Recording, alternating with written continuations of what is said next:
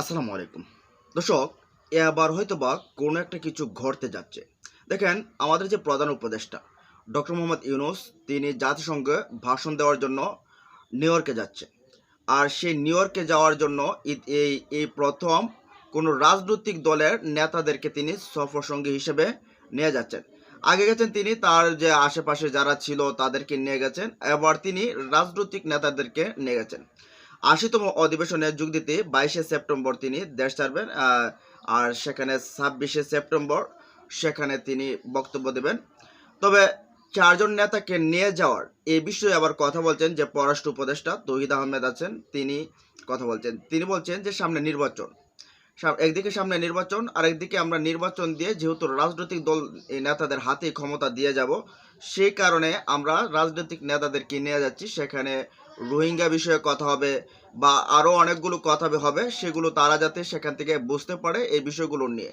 আবার নির্বাচন নিয়েও অনেক আলোচনা হইতে পারে। মার্কিন যুক্তরাষ্ট্রের কিছু প্রতিনিধির সাথে বা বিভিন্ন মিডিয়ার সাথে সেখানে আরও অনেক কিছু আছে যেখানে এই হতে পারে, আলোচনা হতে পারে। তো এই জন্য তাদেরকে নিয়ে যাওয়া হচ্ছে। এখন আমার কেন জানি মনে হচ্ছে যে অনেকে বলে থাকে যে একটা জাতীয় সরকারেরও ইঙ্গিত আছে। তারা বলছে ফেব্রুয়ারিতে নির্বাচন ঠিক আছে, তবে বর্তমানে যে অবস্থা রয়েছে সেই অবস্থা যদি আপনি পর্যালোচনা করেন তাহলে কোনোভাবেই ফেব্রুয়ারিতে নির্বাচনে আশা করা যায় না। কারণ এই মুহূর্তে দেখেন পিআর যে রয়েছে, পিআর নিয়ে কিন্তু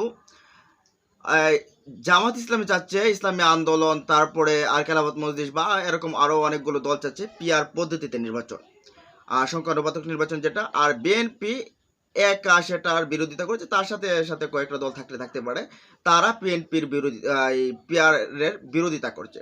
তারা বলছে এটা দিয়ে বিভিন্ন উত্থান হবে, আঞ্চলিক নিরাপত্তা ঘাটতি হবে, বিভিন্ন তারা অজুহাত দিচ্ছে।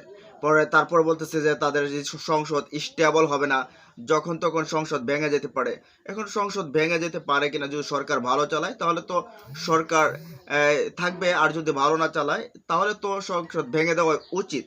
কারণ একটা সরকার ভালো চালাবে না তারপর তারা ৫ বছর থাকতে হবে, এটা তো কোনো নিয়ম নাই। তো হয়তোবা জাতীয় সরকারের কোনো একটা দিকে যাওয়ার জন্য সেখানে আলোচনা হতে পারে।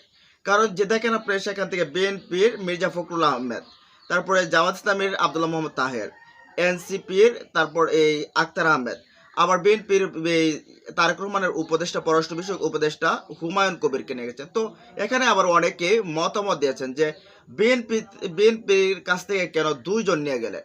ডক্টর ইউনূস একান্তই তার ব্যক্তিগত মতামত, যাদেরকে নিয়ে গেছেন এটা তার ব্যক্তিগত মতামত। তবে অনেকে বলতেছেন যে ডক্টর ইউনূস কেন বিএনপি থেকে দুইজন নিয়ে গেলেন, তাহলে কি এখানে পক্ষপাতমূলক হলো না? ডক্টর ইউনূস কি এখানে বৈষম্য করলো না? এখন আচ্ছা, বৈষম্য হোক বা যাই হোক, তবে সেখানে এমন একটা কিছু আলোচনা হতে পারে দেশের ভেতরে যাতে পরিস্থিতি গোলাটে না হয়।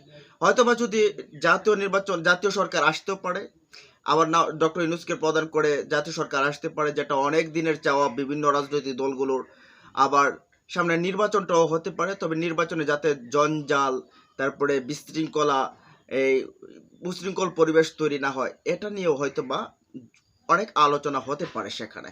দেখেন, আপনি ঘুরে ফিরে যাই বলেন না কেন, মার্কিন যুক্তরাষ্ট্রকে অপেক্ষা করে রাজনীতিতে আসলে টিকে থাকা আমাদের মতো বাংলাদেশের আসলে টাফ ব্যাপার। শেখ হাসিনার যে পতন হয়েছে এটার পেছনে কিন্তু, যদিও দেখছেন আপনার দেশের মানুষের ব্যাপক পরিমাণের আন্দোলন, সেটার পেছনে কিন্তু আমেরিকার ইন্ধন ছিল। আমেরিকা এখানে অনেক কাজ করছে। তো এখন হয়তো বা মার্কিন যুক্তরাষ্ট্রে বিভিন্ন স্টেক হোল্ডারদের সাথে কথা বলে হয়তো বা সেখানে সামনে নির্বাচনে কি হতে পারে বা সমঝোতার বিষয়ে আসতে পারে। যেহেতু তিনটা দলকে নিয়ে যাচ্ছেন, অন্যদেরকে নিয়ে যেতে পারতেন, কিন্তু এই তিনটা দলকে এখন বড় দলে, যদিও এনসিপির আগের ইমেজ নেই, ইমেজ হারিয়ে ফেলছে। তবে এই যে ডক্টর ইউনূস যে বলে আমাকে ছাত্ররাই বসিয়েছে, এই কারণে প্রাধান্য দেওয়া হচ্ছে এনসিপিকে আগে। তো এখানে হয়তোবা সামনে জাতীয় সরকার আর না হলে নির্বাচিত প্রতিনিধি হলে যে বিষয়গুলো নিয়ে পিআর, জাতীয় সনদ, তারপরে এই জুলাই সনদ, এগুলো নিয়ে যে বিভিন্ন কথাবার্তা হচ্ছে, কেউ কেউ কারোর সাথে মত মিলছে না, কেউ বিএনপি আবার চাচ্ছে যে জুলাই সনদটা হোক, তবে কোনো আইনি ভিত্তি না, এগুলো নিয়ে হয়তোবা কথাবার্তা সেখানে হবে। কথাবার্তা হয়ে সেখানে একটা সমঝোতা আনার জন্য চেষ্টা করবে। সেখানে হয়তো বা মার্কিন বিভিন্ন প্রতিনিধি থাকতে পারে বা আরও অনেকে কেউ থাকতে পারে। কারণ যেহেতু এই মুহূর্তে সমঝোতায় তারা আসছে না, কোনো একটা জায়গায় আসছে না, সেই জায়গায় আনার জন্য হয়তো বা তাদেরকে নিয়ে যাচ্ছে। না হলে তো এখানে নিয়ে যাওয়ার কোনো কথা না। তবে আবার সেখানে আরেকটা বিষয় যেটা আছে, রোহিঙ্গাদের বিষয় নিয়ে এই জাতিসংঘের মহাসচিব তার নেতৃত্বে, অ্যান্টনিও গুতেরেসের নেতৃত্বে সেখানে একটা বৈঠক হবে। সেই বৈঠকে রোহিঙ্গা বিষয়ে ইস্যু থাকবে।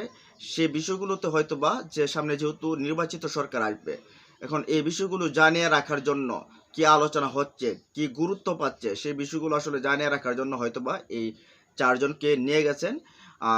এখানে তারাও আলোচনায় যাতে অংশগ্রহণ করেন বা তারাও শুনেন এই বিষয়টা। তবে মোটা দাগে বলতে গেলে হয়তোবা জাতীয় সরকারের দিকে যাচ্ছে। কারণ যতই নির্বাচনের কথা বলুক না কেন, জামাত আন্দোলনে চলে গেছে। বিএনপি তারা বলছে যে আমরা প্রতিহতের জন্য বা আমরা আমাদের মতো কাজ করব। কেউ কাউকে ছাড় দিতে নারাজ এই মুহূর্তে। যেহেতু আওয়ামী লীগ নেই এই মুহূর্তে মাঠে, কিন্তু এখন জামাত বিএনপি দুটা প্রধান দল। আর এখন আপনি ডিভাইডেড করার কোনো আপনার এখানে এই যে কেউ বড় দল কেউ ছোট দল এটা বলার সুযোগ নেই। কারণ আপনার ডাকসু আর চাকসুতে মানুষ প্রমাণ করে দিয়েছে আসলে বড় দল বলে কোনো কিছু নাই। মানুষ যাকে চায় সেটাই বড় দল। এখন কাকে চাইবে জনগণ এটাও কিন্তু একটা দেখার বিষয়। সব মিলে কেন জানি মনে হচ্ছে যে একটা জাতীয় সরকার আসার সম্ভাবনা খুব বেশি। আর যদি জাতীয় সরকার যদি না হয় তাহলে মার্কিন প্রতিনিধি বা বিভিন্ন দেশের প্রতিনিধিদেরকে নিয়ে আলোচনায় বসে, ওইখানে বসে তারা বলবে যে নির্বাচনের দিকে যাওয়ার জন্য এবং নির্বাচনের জন্য সুষ্ঠু পরিবেশ তৈরি করার জন্য সেটা, এবং প্রত্যেকটা দলকে যাতে সহনীয় পর্যায়ে আসে সে অবস্থাটায় আনার জন্য ডক্টর ইউনূস টেকনিক্যালি তাদেরকে নিয়ে গেছেন। বা পরবর্তীতে যদি কোনো কিছু হয় তাহলে যাতে করে ডক্টর ইউনূস বলেন যে আমাকে তোমরা দৌড়ে দিতে পারবো না, আমি তো তোমাদেরকে নিয়ে গেছি, বিভিন্নখানে বোঝাতে চেষ্টা করছি, বিভিন্ন বিষয় বোঝাতে চাইছি, কিন্তু তোমরা বুঝতে চাও নাই। আমি তোমাদেরকে দেশের ভালোর জন্য করতে চাইছি, আমাকে সুযোগ দাও নাই, পর্যাপ্ত পরিমাণে সুযোগ দাও নাই, আমি করতে পারি না, আমি সংস্কার করতে চাইছি, এটা তো সুযোগ দাও নাই, নির্বাচনের দিকে ভালো দিকে যাইতে চাইছি, এটাকেও সুযোগ দাও না।